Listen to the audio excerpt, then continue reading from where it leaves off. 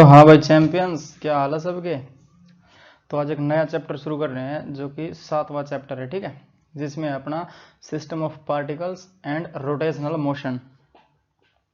तो जो rotational motion है उसको हम सेपरेट करेंगे। पहले इसमें जो सिस्टम ऑफ पार्टिकल्स है या फिर सेंटर ऑफ मास भी कह सकते हैं इसको, इसकी स्टडी करेंगे और उसके बाद हम चलेंगे अपने रोटेशनल मोशन के टॉपिक पर। मतलब इसके 4-5 लेक्चर होंगे सेंटर ऑफ मास के। जैसे अभी पहले तो ये जो सेंटर ऑफ मास डिस्क्रीट मास, जैसे ये डिस्क्रीट मास का सेंटर ऑफ मास निकालना पड़ेगा। फिर हमें दे देंगे रोड दे देंगे और स्फीयर होलो स्फीयर इनका दे देंगे, तो इनका भी सेंटर ऑफ मास निकालना पड़े। तो कम से कम 4 या 5 लेक्चर बनेंगे इसके सेंटर ऑफ मास के। और उसके बाद शुरू करेंगे हम अपना रोटेशनल मोशन, जो कि इसमें यूज होएगा सेंटर ऑफ मास का रोटेशनल मोशन में, ठीक है। तो ये इंट्रो था सिस्टम ऑफ पार्टिकल्स के बारे में, तो सबके लिए वैलिड है, IIT JEE neat and board exams के लिए, ठीक। तो अब हम बढ़ेंगे अपने सेंटर ऑफ मास की ओर। तो अब अपना सेंटर ऑफ मास, अगर सेंटर ऑफ मास की बात करें तो जो HC वर्मा सर ने एग्जाम्पल दिए हैं, एग्जाम्पल 1 बता देता हूँ। जैसे कोई बॉल है अपने पास और उसको स्पिन मोशन में हमें ऊपर फेंका, ठीक।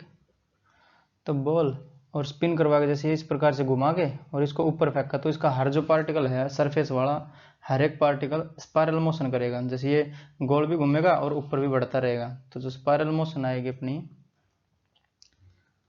वो किस प्रकार से आएगी, जैसे ऊपर भी बढ़ेगा और गोल भी घूमेगा। तो इस प्रकार से जो मोशन आएगी इसकी हर एक पार्टिकल का, एक्सेप्ट सेंटर ऑफ मास। तो सेंटर ऑफ मास का क्या रहेगा, सेंटर ऑफ मास बिल्कुल स्ट्रेट लाइन में ऊपर डिस्टेंस कवर करेगा। जो सेंटर ऑफ मास है, जैसे मान लेते हैं ये ऐसे ऊपर ही बढ़ता रहेगा, तो और जो ये वाला पॉइंट होगा तो ये ऐसे घूमेगा भी, ऊपर भी बढ़ेगा, घूमेगा भी, ऊपर भी बढ़ेगा। बट सेंटर ऑफ मास क्या है, वो सरल रेखा में ऊपर बढ़ जाएगा, ठीक है। और दूसरा एग्जाम्पल क्या दिया है, एग्जाम्पल 2 दिया है। जैसे ये कोई बॉल है, एक बंदा खड़ा है ये, और ये बॉल फेंकेगा दूसरे की तरफ प्रोजेक्टाइल मोशन करवा के, ठीक है। तो जैसे ये बॉल है और ये कुछ इस रास्ते से जानी है, मान लेते हैं हम प्रोजेक्टाइल करवाना है, तो ये घुमा भी रहे हैं इसको, तो घुमा के फेंकेंगे, ठीक है। ये नहीं कि डायरेक्ट फेंक दिया, इसको घुमा के फेंकेंगे स्पिन मोशन करा के ऐसे, ठीक। तो ऐसे करवाएंगे तो जो एक्सेप्ट सेंटर ऑफ मास है वो सारे मोशन स्पाइरल में करेंगे, ठीक है।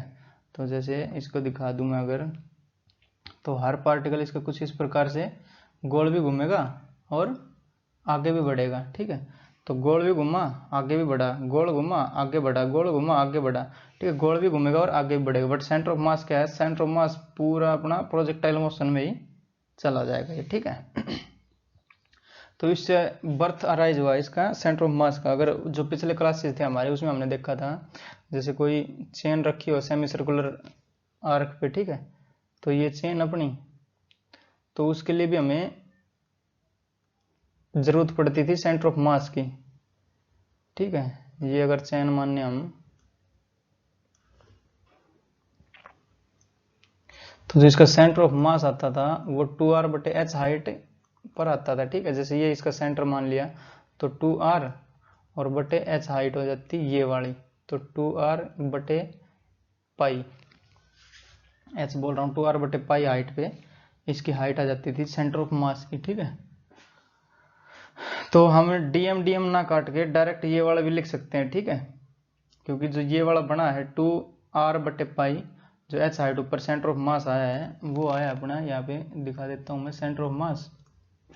तो ये आया dm मास काट के आया, जैसे यहाँ पे dm मास काटा, यहाँ पे काटा, और जो थीटा है उसको वेरी करवा दिया 0 से 180 डिग्री। तो अपना जो सेंटर ऑफ मास आएगा वो 2r/पाई पे आएगा। हाइट निकालनी होगी हमें, ठीक है। कंजर्वेशन ऑफ मैकेनिकल एनर्जी लगा देंगे, क्योंकि इसमें ना तो कोई एक्सटर्नल फोर्स वर्क कर रही है ना ही फ्रिक्शन है, ठीक है। तो ये पिछले लेक्चर में सब करवाए हुए हैं। और जैसे मान लेते हैं, उसको जाकर देख भी सकते हैं जो पिछले वाले लेक्चर करवाए हैं। तो ये एग्जाम्पल 3 बोल देता हूँ इसको, और एग्जाम्पल 4, जैसे हमारे पास एक कोई पहिया है और पहिया को हमें घुमा रहे हैं, पहिए को, ठीक है। और ये पहिया आगे भी बढ़ रहा है, घूम रहा है और आगे भी बढ़ रहा है। तो जिसका हर particle except centre of mass, ये ऐसे घूमता रहेगा और आगे बढ़ता रहेगा, कुछ स्पाइरल मोशन में करेगा। बट जो सेंटर ऑफ मास है वो लीनियर मोशन करेगा, ठीक है। तो सेंटर ऑफ मास मान लेते हैं कुछ इस प्रकार से आगे बढ़ेगा और ये पहिया यहाँ पे आ गया। तो ये आगे आया है तो इस पे कोई फोर्स लगी होगी जब, ये तो इसका मोशन हुआ है, तो ये ओमेगा बोल देता हूँ, जो ओमेगा स्पीड से घूम रहा है, एंगुलर स्पीड से घूम रहा है ये सर्कल में, ठीक है, ऐसे ऐसे घूम रहा है ओमेगा स्पीड से, और आगे बढ़ रहा है वी स्पीड से, ठीक है।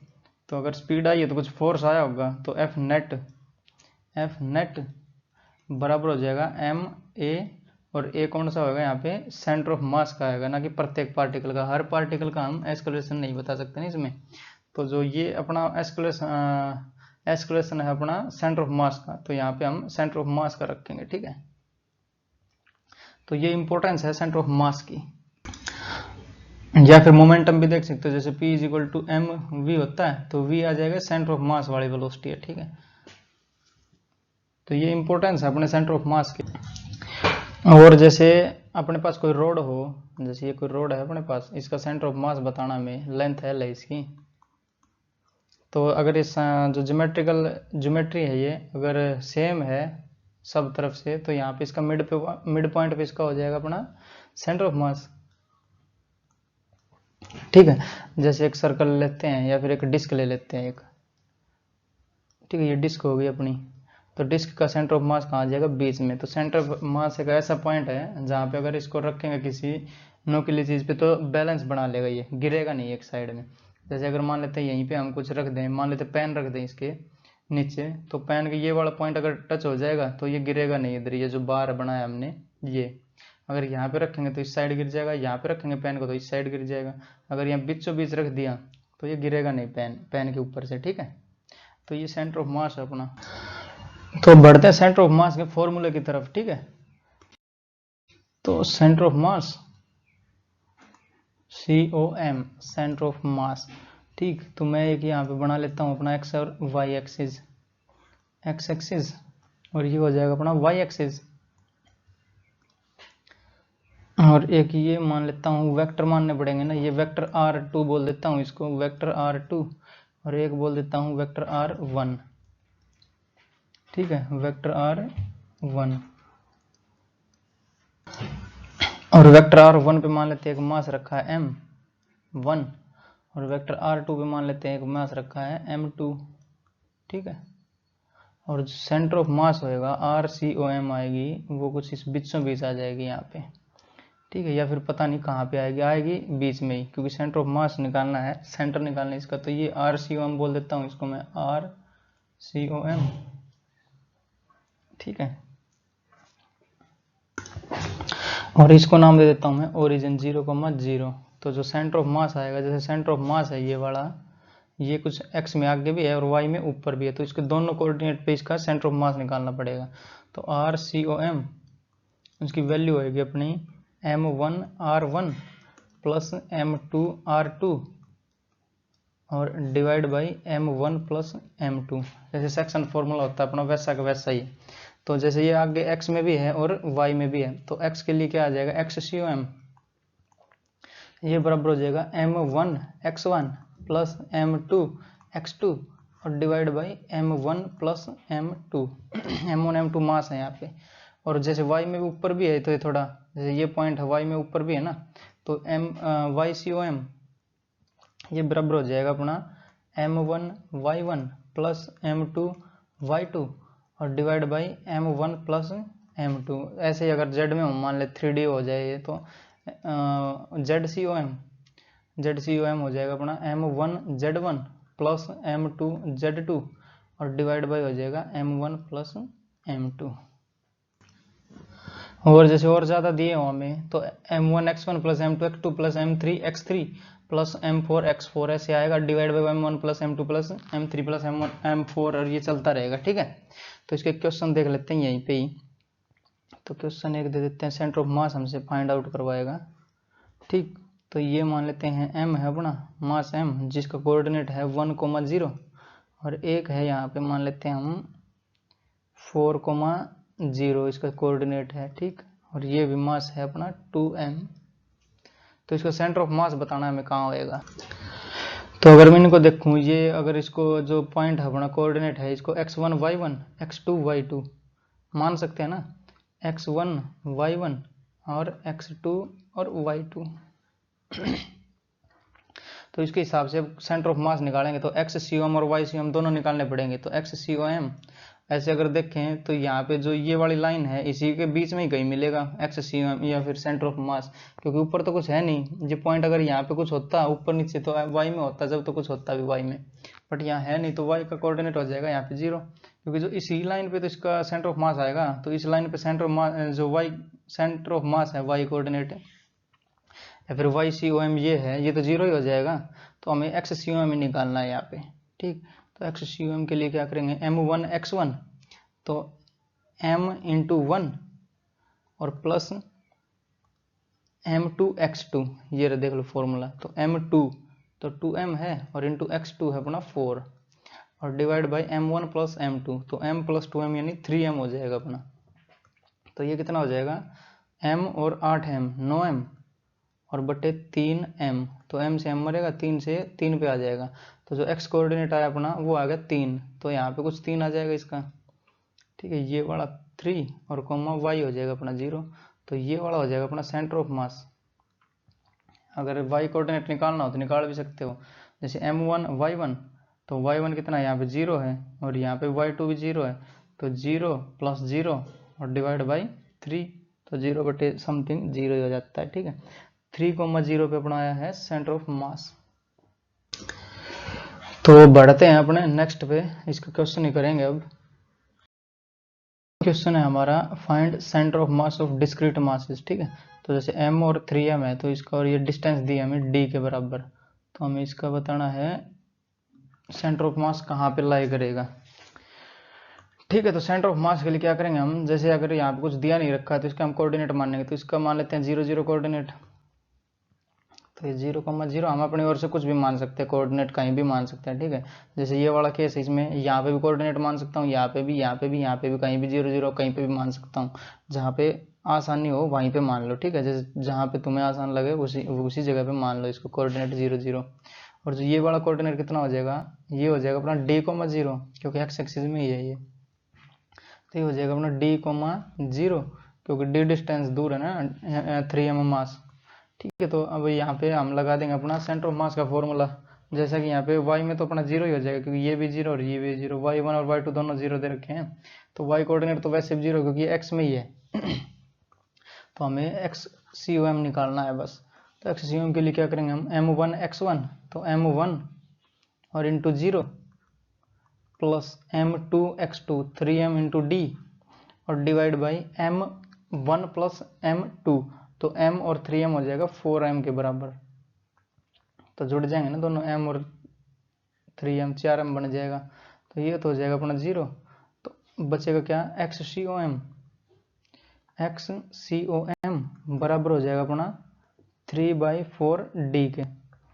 क्यों, क्योंकि जो m है ये वाला m तो m कैंसिल हो ही जाएगा यहाँ पे, क्योंकि ये तो 0 ही बन गया पहले वाला, ये 0 हो गया तो m से m कैंसिल हो जाएगा 3/4d, ठीक है। तो 3/4 पे जाके x कोऑर्डिनेट जो सेंटर ऑफ मास दिखाएगा यहाँ पे, मान लेते हैं यहाँ पे आएगा 3/4, तो एक जब 1/4 ये जगह बच जाएगी अपनी, तो ये मान लेते हैं ये है अपना 3/4, तो 3/4d यहाँ पे और कोमा हो जाएगा 0, y में 0 है, ये सेंटर ऑफ मास का कोऑर्डिनेट आ जाएगा, ठीक है। अगर यहाँ पे हम पेन रखेंगे, मान लो इसके नीचे पेन रख देंगे तो ये बिल्कुल स्टेबल हो जाएगा, पेन के ऊपर गिरेगा नहीं। ऐसे बीच में रख देंगे तो ये ज़्यादा वेट हो जाएगा इसका, mg नीचे खींच लेगी इसके, तो टॉर्क बन जाएगा ना, तो ये नीचे गिरेगा। अगर यहाँ पे रख देंगे बिल्कुल, इसको हम बोल सकते हैं पायोटेड पॉइंट पे बोल सकते हैं सेंटर ऑफ मास को, ठीक है। तो यहाँ पे अगर एग्जैक्ट यहाँ इसके नीचे पेन रख देंगे हम तो ये उस पर बैलेंस हो जाएगा, ठीक है, गिरेगा नहीं किसी भी साइड, ये सेंटर ऑफ मास का पॉइंट आ जाएगा। तो जैसे ये वाली जगह कितनी बच जाएगी, ये 1/4 बच जाएगी, ये 3/4 है, m से लेके ये वाला सेंटर ऑफ मास का पॉइंट तक 3/4, ठीक है, डिस्टेंस d का। अगर ये कुछ भी दे रखा, जैसे 4 डिस्टेंस दे रखी हो ये 4 मीटर, तो 3 मीटर पे आके उसका बैलेंस बन जाएगा, सेंटर ऑफ मास आएगा उधर ही। ये दूसरा क्वेश्चन देख लेते हैं। जैसे मैं अपनी सहूलियत के हिसाब से इसको, ये वाला पॉइंट है इसको 0,0 माना ओरिजिन, ठीक है। तो 0,0 फिर ये वाला पॉइंट कितना हो जाएगा, ये हो जाएगा a,0 क्योंकि ये स्क्वायर है ना, साइड दे रखी है इसकी, तो ये वाला पॉइंट हो जाएगा अपना a,0 और ये वाला कितना हो जाएगा, x में a बड़ा y में भी a बड़ा, क्योंकि ये भी साइड ए होएगी, ये भी साइड ए, ये भी साइड ए, ये भी साइड ए, स्क्वायर की चारों साइड सेम होती है ना, तो ये वाला भी हो जाएगा अपना ए कोमा ए। और ये वाला कितना होगा, ये एक्स में तो 0 हो गया, वाई में ए ऊपर हो गया, ठीक है, तो यहाँ इसके कोऑर्डिनेट हो जाएंगे 0 कोमा ए, ठीक। अब देखो एक बार सिमेट्री देख लेते हैं इसकी। तो सिमेट्री किसके अबाउट है, ये जैसे एक्स एक्सिस के अबाउट है ना सिमेट्री, 3 और 2 5, ये हो गया 4 और 1 5, तो मतलब इधर ना तो इधर जाएगा ये ना इधर जाएगा, तो इसके बीचों बीच आ जाएगा इस पे। बट वाई में जाएगा कहीं पे, जैसे वाई में 3 ऊपर है और 7 नीचे है, तो वाई में कुछ यहीं पे इधर बनेगा, तो इसका जो ये एक्स वाला तो ये मिड आ जाएगा यहाँ पे, तो एक्स कोऑर्डिनेट तो इसका a/2 हो जाएगा, ठीक। और जो y कोऑर्डिनेट हमें निकालना पड़ेगा इसका, तो एक बार x भी निकाल लेते हैं, y भी निकाल लेते हैं, ठीक है। तो XCOM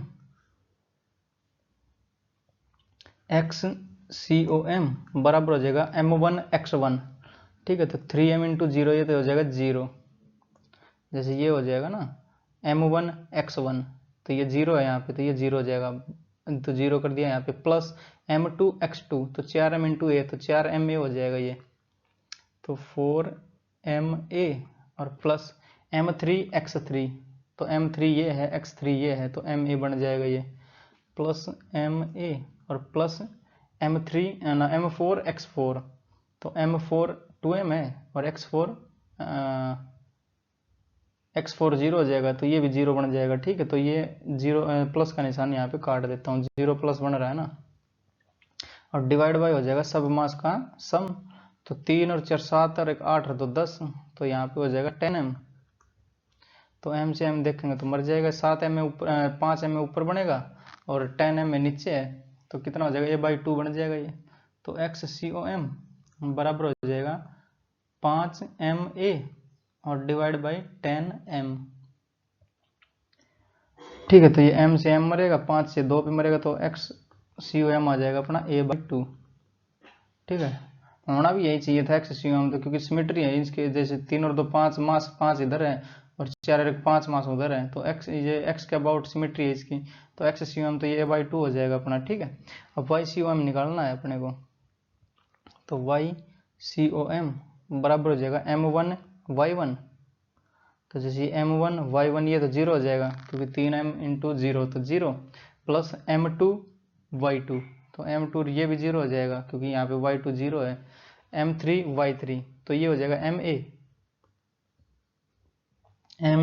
और प्लस m4y4, तो m4 कितना अपना 2m है, और y4 कितना है a है, तो 2ma और हो जाएगा यहाँ पे, प्लस 2ma और डिवाइड बाय हो जाएगा 10m, क्योंकि सब जो मास है उनका टोटल जोड़ कितना रहा है, 10m बन रहा है ना, ये 3 4 7 और 8 2 10, ठीक है। तो ये ma और 3ma, ma और 2ma 3ma हो जाएगा ये, तो YCOM बराबर हो जाएगा 3/10a, ठीक है।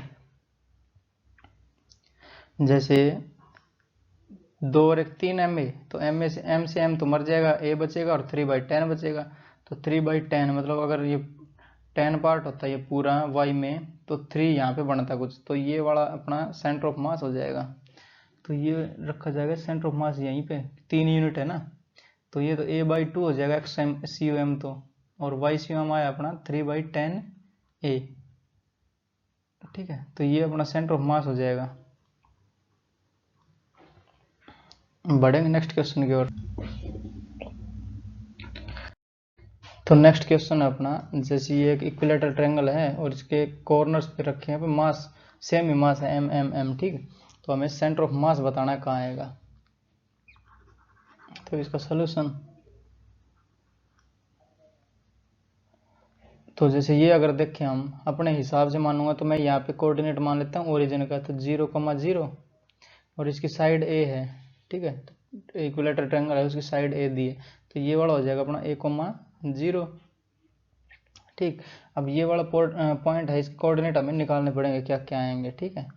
तो ये इसके देख लेते हैं, जैसे अगर मैं इसको बीचों बीच काट दूँ ये, तो ये वाला यहाँ पे a/2 बन जाएगा, मान लेते हैं परपेंडिकुलर ड्रॉ कर देते हैं यहाँ से,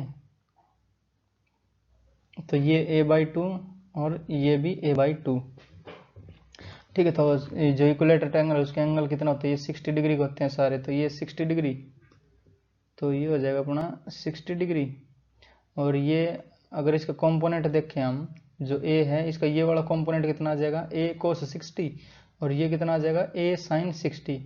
जो इसके जैसे पिछले लेक्चर्स में बहुत बार बताया है, ये अगर जो ये साइड है इसका थीटा वाला एंगल, थीटा वाली साइड होती है अपनी ए cos थीटा, और जो इसके परपेंडिकुलर रहती है वो रहती है ए sin थीटा। तो ये जो वाली पूरी बनेगी ए sin थीटा बनेगी, ठीक है।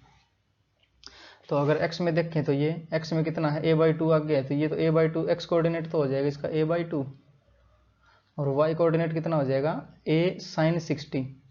तो यहाँ पे a और sin 60 होता है √3/2, ठीक है। तो ये पढ़ा भी होगा, जैसे इसकी हाइट इक्विलेटरल ट्रायंगल की √3/a, √3/2 और इंटू a होती है, ठीक है, पढ़ा भी होगा ये।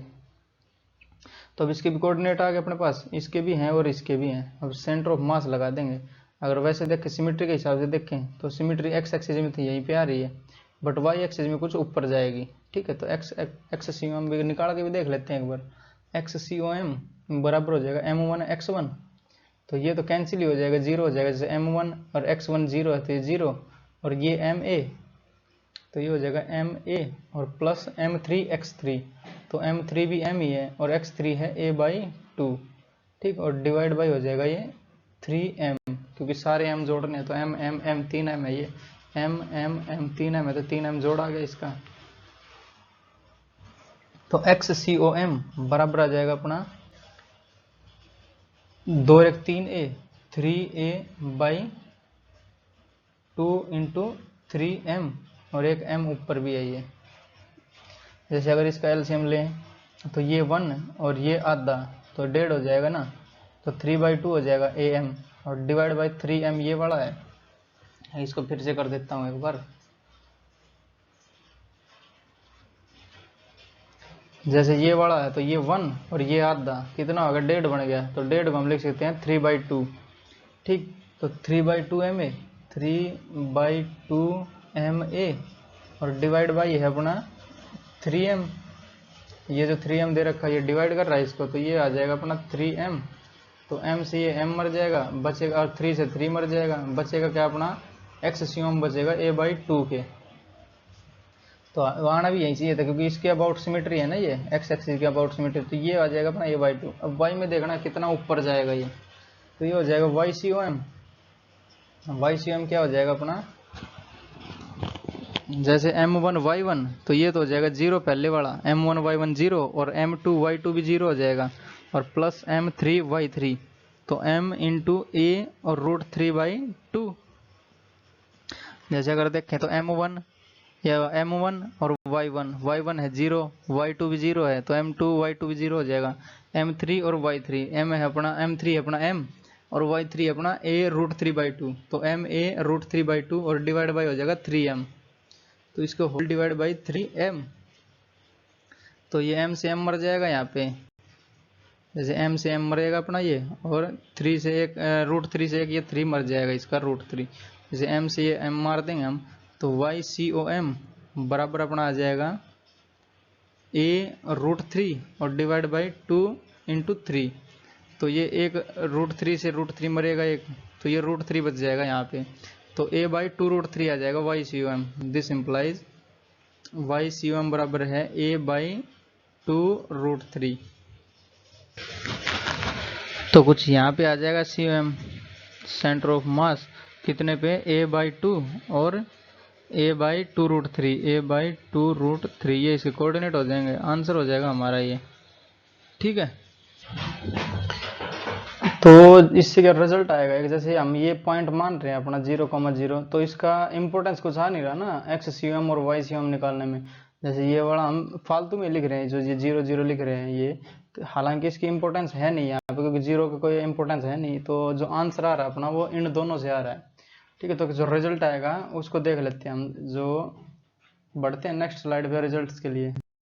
तो centre of mass of 2 particle system है, जैसे ये m1 और ये m2, तो हम मान लेते हैं इसका सेंटर ऑफ मास है वो कहाँ, यहीं आ रहा है कुछ, ठीक है, सेंटर ऑफ मास। तो ये वाला पॉइंट है हम मान लेते हैं सेंटर ऑफ मास का। तो जो m2 से डिस्टेंस है तो वो मान लेते हैं r2 सेंटर ऑफ मास की, और जो अपनी m1 से है वो मान लेते हैं r1 डिस्टेंस, ठीक। तो जो m1 से अगर यहाँ पे हम 0 0 ले रहे थे तो इसका कुछ इंपॉर्टेंस नहीं आ रहा था, तो जो सेंटर ऑफ मास आ रहा था वो अपना डायरेक्ट हम लिख सकते हैं, जो डिस्टेंस है बीच की इनकी, और m2 के साथ गुणा कर देंगे उसकी। जैसे अगर मैं इस r1 और r2 को मिटाऊँ एक बार और इसकी डिस्टेंस d ले लेता हूँ, ठीक है। तो ये डिस्टेंस मान लेते हैं d है इसके बीच की। तो ये अगर 0 0 माने हम 0 0, तो ये कौन सा बनेगा 0, d बनेगा, ठीक है। और XCOM कितना आ जाएगा इसका, XCOM बराबर होएगा m1 x1 plus m2 x2 और divide by m1 plus m2। तो ये देखो जो हमने 0, 0 मानना ये, तो इसके हिसाब से ये तो 0 हो जाएगा पूरा, m1 x1 0, क्योंकि x1 0 है। बट m2 और x2 कितना आया, m2 है अपना m2 और d है अपना d, तो ये x2 है अपना d, ठीक है। तो जो अपना XCOM बनेगा, XCOM वो बराबर आएगा m2d और divide by m1 plus m2, ठीक है, XCOM। तो हम इसको 0 0 ना लिख करके, जैसे ये 0 0 हमने इसमें अपने आप से लिखा, तो हम इसको ना लिख करके डायरेक्ट वो भी कर सकते हैं, जैसे ये d है इनके बीच की डिस्टेंस और m2 से मल्टीप्लाई कर दिया। अगर मान लो हम यहाँ पे 0, 0 मानते तो हम क्या करते, d की गुणा कर देते m1 से, तो वो सेंटर ऑफ मास हो जाता उधर से, किसकी साइड से, m2 की साइड से। अगर यहाँ पे देखें m2 की साइड से देखें एक बार COM, तो XCOM m2 की साइड से, तो ये 0 0 हो जाएगा, ये 0 0 होएगा ये वाला, और ये हो जाएगा d, 0। तो XCOM आएगा वो अपना आएगा m1d और divide by m1 plus m2, और यहाँ पे साइड और बता देता हूँ, फ्रॉम m2 साइड, ठीक है, लिख देता हूँ यहाँ पे। तो फ्रॉम m2 साइड, और ये हो जाएगा from m1 side, from m1 side, ठीक है। तो हमें ये डायरेक्ट लिखने की जरूरत नहीं है 0 वाला। अगर हमसे पूछे m1 से सेंटर ऑफ मास कितनी दूर, तो हम डायरेक्ट ये लगा देंगे, जैसे 0 0 रखें यहाँ पे, बट अब रखना नहीं है, डायरेक्ट ये लिख देंगे m2d और divide by m1 plus m2। तो यहाँ पे अगर मैं लिखूँ XCOM फ्रॉम m1, तो वो बराबर हो जाएगा m2d और divide by m1 plus m2, और XCOM फ्रॉम m2, तो वो क्या हो जाएगा m1d और divide by m1 plus m2, ठीक है। तो ये निकल के आ रहे हैं अपने XCOM फ्रॉम m1 साइड। तो m1 साइड को अगर मैं r1 मान लूँ यहाँ पे इसको, और m2 साइड को r2 बोल देता हूँ, ठीक है। तो कंसेप्ट आएगा अभी, जैसे यहाँ पे मैंने बोल दिया r1 है ये डिस्टेंस फ्रॉम m1 साइड, तो m1 साइड से मान लेते हैं सेंटर ऑफ मास की डिस्टेंस है r1, और m2 से मान लेते हैं ये r2 है, ठीक। तो ये मान लेते हैं r2। तो जो XCOM फ्रॉम m1 साइड, तो वो हो जाएगी m2d और divide by m1 plus m2, तो इसको बोल सकता हूँ मैं r1, ठीक है। जैसे r1 क्या हो जाएगा अपना, इसको मैंने r1 ही बोला है ना, जैसे XCOM फ्रॉम m1 साइड, तो m1 साइड का सेंटर ऑफ मास की डिस्टेंस है वो r1 बोली, तो r1 ये हो जाएगी। तो मैं बराबर लिखूंगा यहाँ पे r1, और ये हो जाएगी इसी प्रकार से अपनी r2, क्योंकि जो m2 से सेंटर ऑफ मास मानना है मैंने, वो r2 डिस्टेंस पे मानना है। तो ये डिस्टेंस है, ये x centre of mass from m2 distance m2, तो ये आ गई अपनी r2, ये m1 है यहाँ पे, ठीक है, m1। तो अगर देखा जाए तो m1 r1 और बराबर हो जाएगा अपना m2 r2 के। कैसे, एक बार रिजल्ट लिख देता हूँ मैं ऑब्जर्वेशन से, जो m1 और r1 बराबर हो जाएगा अपना m2 r2 के। जैसे ये देखें हम r1 में किसकी कमी है, m1 की कमी है, और r2 में किसकी कमी है, m2 की कमी है। तो r2 के साथ m2 जोड़ देंगे या गुणा कर देंगे इसका, और r1 के साथ m1 की गुणा कर देंगे, तो दोनों सेम हो जाएंगे।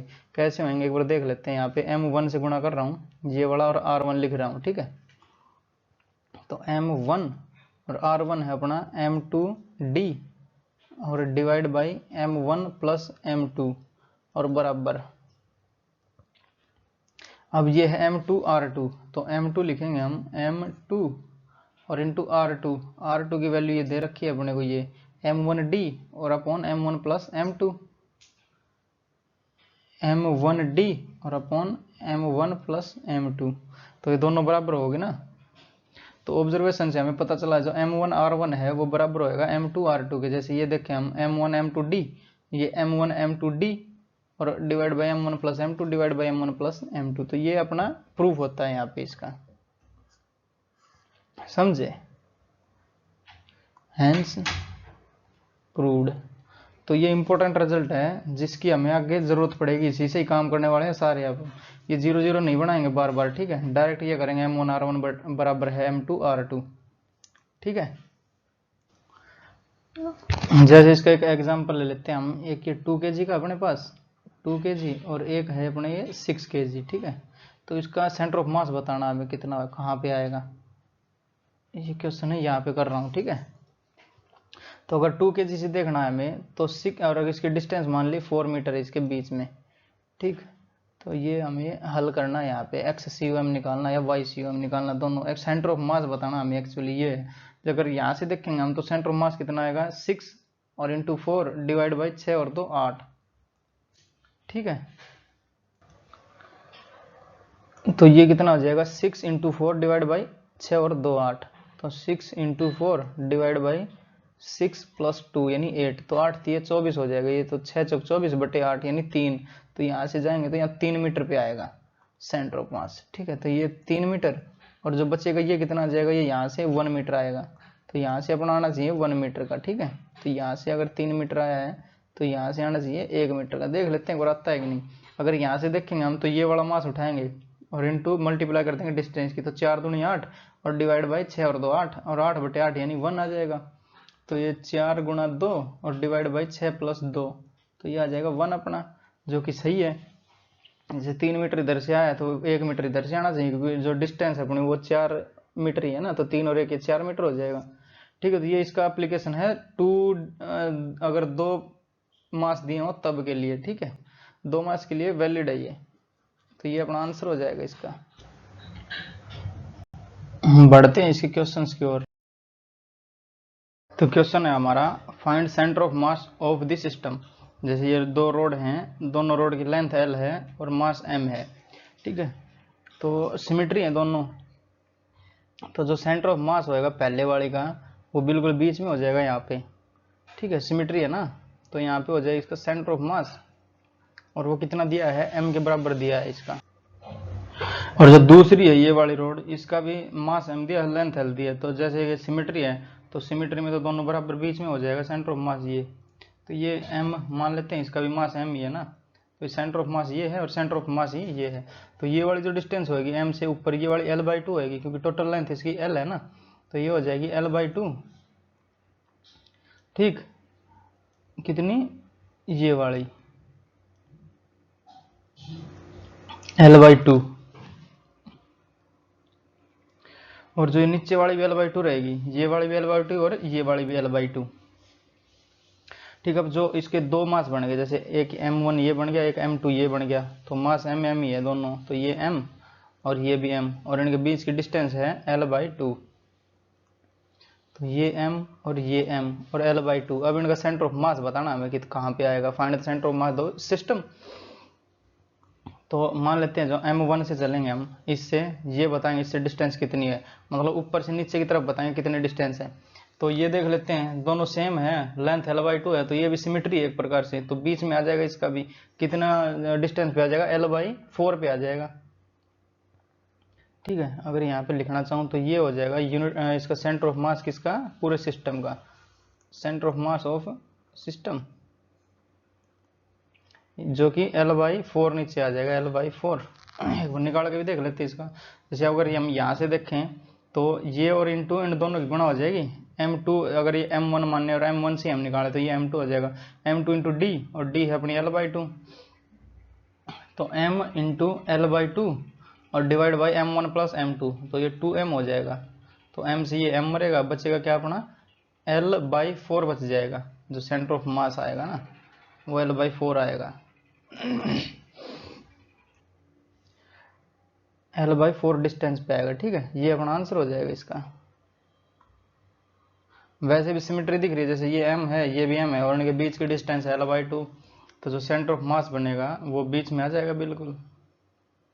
ठीक है, तो ये हो जाएगा अपना L/2। अगर इसको y एक्सिस माने हम ऊपर वाली को, तो जो y कोऑर्डिनेट आ जाएगा वो L/4 आ जाएगा। ठीक है, तो ये अपना आंसर हो जाएगा। बढ़ेंगे नेक्स्ट क्वेश्चन पे। तो क्वेश्चन दिया हमें find x coordinate of centre of mass from end A. तो ये एंड ए है, ये एंड बी है, तो एंड ए से हमें सेंटर ऑफ मास का x कोऑर्डिनेट बताना है। ठीक है, तो y कोऑर्डिनेट तो सेम ही हो जाएगा दोनों का, जैसे बीचों बीच आएगा ये। अगर मान लिया हम इस पे एक बीच की लाइन खींच दें तो इतना ही मास ऊपर हो जाएगा, इतना ही मास नीचे। तो x का तो y कोऑर्डिनेट तो इसका बीचों बीच आएगा। ठीक है, और x कोऑर्डिनेट हम देख लेते हैं कितना आएगा एक बार, क्योंकि x कोऑर्डिनेट ही हमें बताना है। तो इसके लिए मास के लिए सेंटर ऑफ मास के लिए हमें मास की जरूरत पड़ेगी।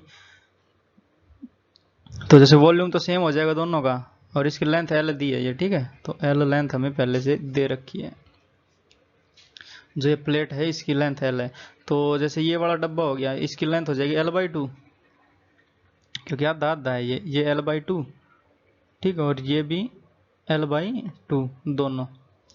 ठीक, और ये जो वॉल्यूम तो इनका सेम रहेगा क्योंकि लेंथ सेम है, और ये स्क्वायर टाइप है दोनों, तो वॉल्यूम इनका रहेगा सेम।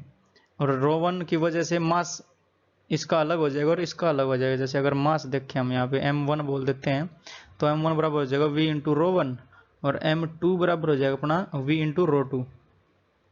वॉल्यूम सेम रहेगा पर डेंसिटी के अलग होने के कारण इसका मास भी अलग अलग हो जाएगा। ठीक, तो अब मास मिल गया हमें, और अब हमें निकालना x कोऑर्डिनेट।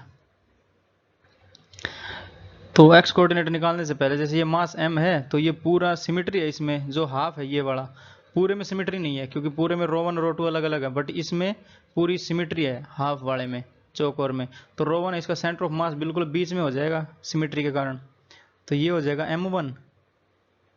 ठीक, और ये हो जाएगा मान लेते हैं m2, और इनके बीच की डिस्टेंस कितनी हो जाएगी, जैसे ये पूरा L/2 है, यहाँ पे बीच में आएगा ये, तो ये हो जाएगी L/4, और इधर से ये देखेंगे तो ये भी L/4 और प्लस L/4 यानी L/2 हो जाएगी इसकी डिस्टेंस, तो L/2।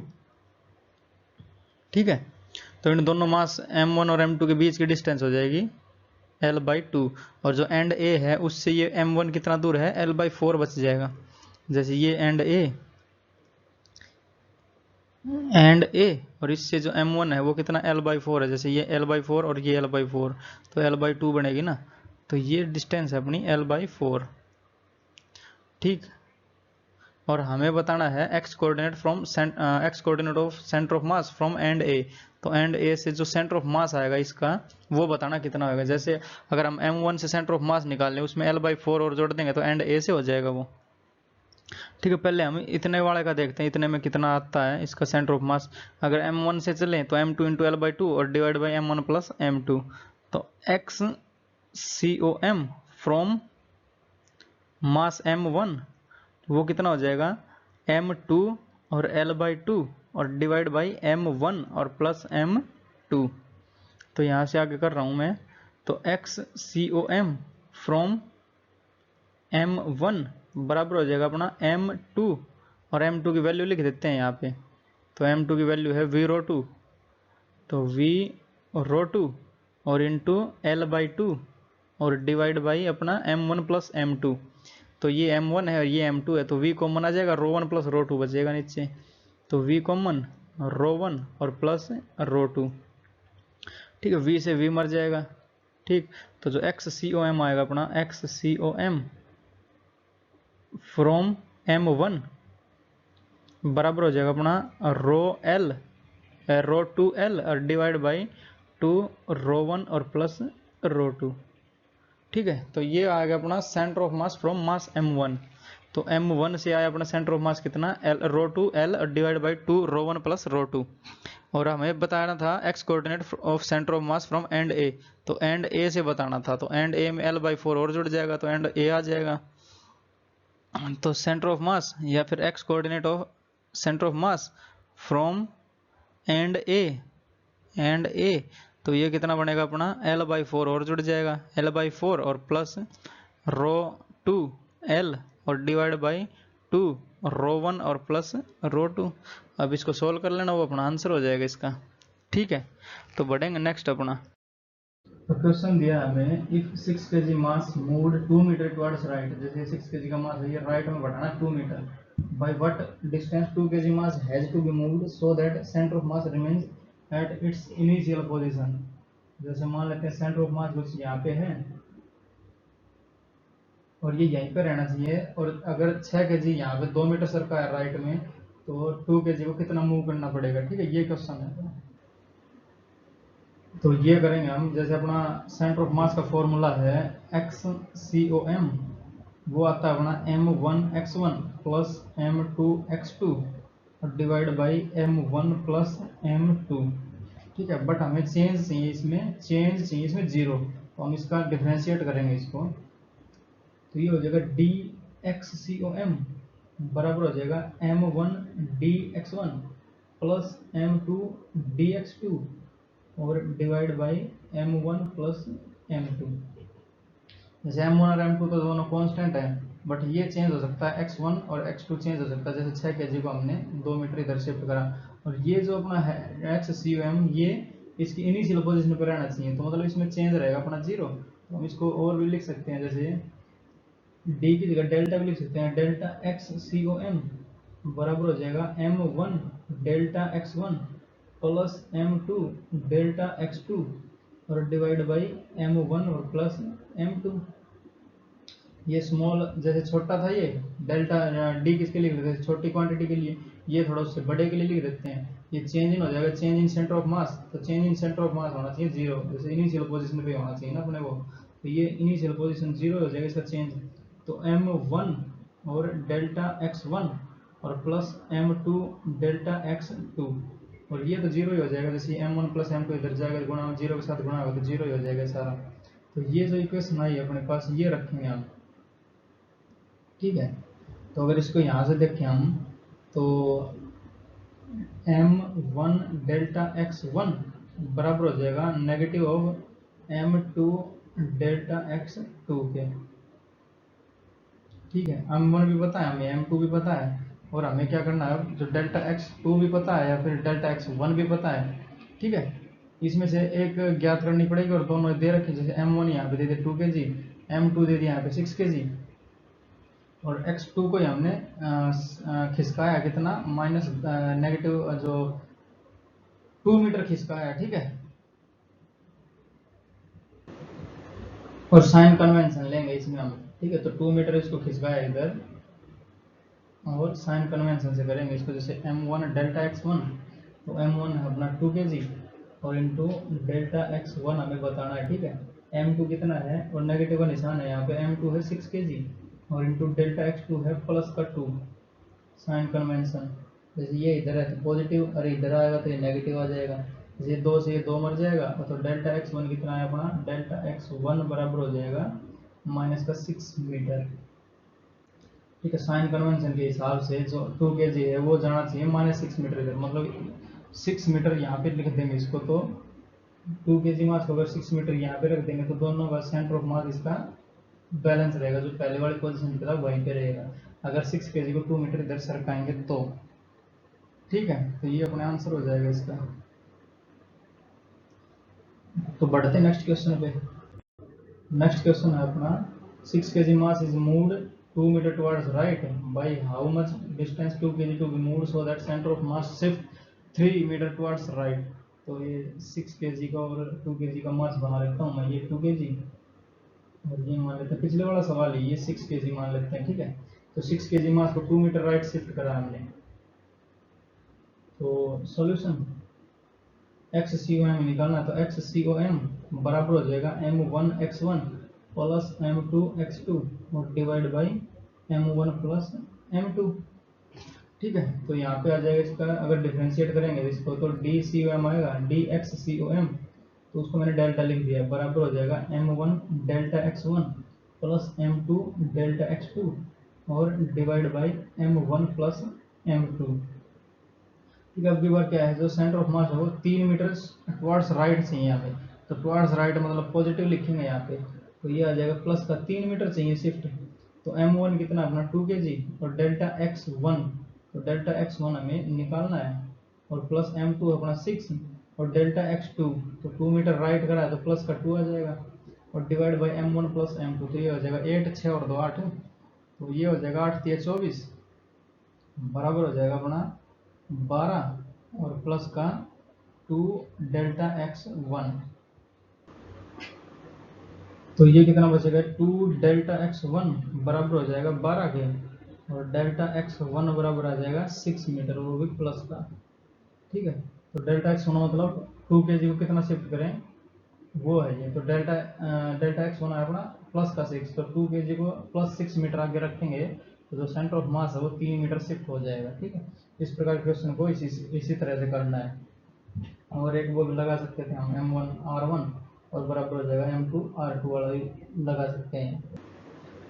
अगर सेंटर ऑफ मास का चेंज 0 हो तो लगा सकते हैं वो। ठीक है, जैसे पहले वाला क्वेश्चन था 2 kg और 6 kg था, 2 kg को कितना शिफ्ट करें राइट में, तो ये जो 2 kg है उसको शिफ्ट करना पड़ेगा लेफ्ट में, अगर 6 को राइट में शिफ्ट करा है तो यहाँ पे अगर m1 r1 निकाले हम, m1 r1 रख के, तो m1 r1 बराबर हो जाएगा अपना m2 r2 के, तो m1 2 और r1 कितना पता नहीं, तो इसको मैं r1 ही रहने देता हूँ।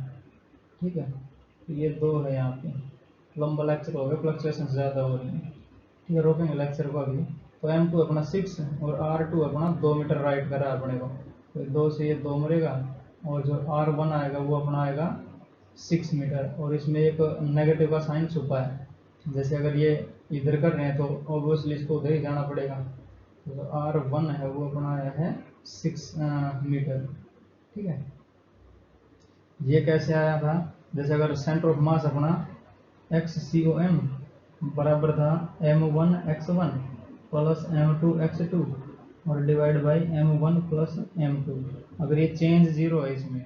ठीक है, तो जैसे डेल्टा XCOM लिखे हैं यहाँ पे तो 0 आ जाएगा, तो इसकी गुणा हो जाएगी 0 पे, तो m1 x1 बराबर होएगा माइनस का m2 और x2, अगर ये माइनस का निशान x2 के साथ लगा है तो ऑटो में रीड हो जाएगा ये किसके अपोजिट में जा रहा है, जैसे x1 है उसके अपोजिट में जा रहा है ये वाला, तो हम इसको ऐसे भी समझ सकते हैं अपोजिट वाला, तो m1 x1 या फिर r1 बराबर हो जाएगा m2 x2 के या फिर r2 के।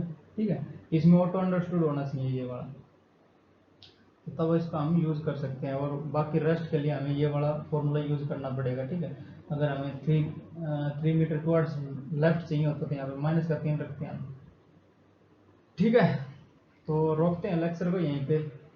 तो ये जो डिस्क्रीट मास का सेंटर ऑफ मास का वो कंसेप्ट क्लियर होता है, और जो कल से आएगा या फिर जो नेक्स्ट लेक्चर आएगा वो आएगा अपना कंटिन्यूस मास डिस्ट्रीब्यूशन पे। ठीक है, तो पढ़ाई करते रहें, ऑल दी वेरी बेस्ट।